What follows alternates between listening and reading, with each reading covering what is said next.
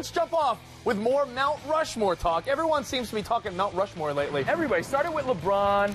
Now Kobe Bryant saying who his NBA Mount Rushmore is. Who's on your Rushmore? Who's on your Rushmore? We talked about Jeter's Mount Rushmore of women.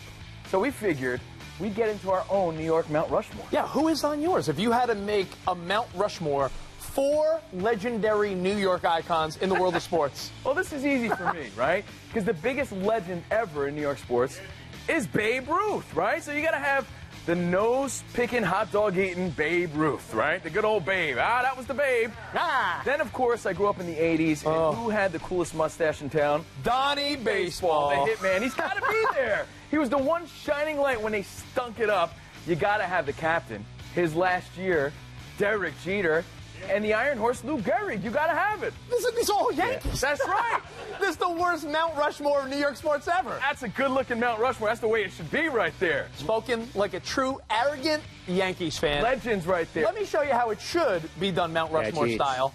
Yeah, geez. A little variety. Can we start with Casey Stengel, maybe? A guy that meant something for Met fans and Yankee fans? What do you want, the old Casey Stengel or the old Casey Stengel? The oldest Casey The Stengel. oldest, okay. And I think you got to throw Joe Namath in there because he's the only quarterback that led the New York Jets to a Super Bowl. You got to throw Darryl in With there. or without the fur coat? With. I think you got to throw Darryl in there because he played and won a World Series for the Mets and the Yankees. Okay. And you got to throw Mark Messier in there. Growing up as a kid, all you heard was 1940.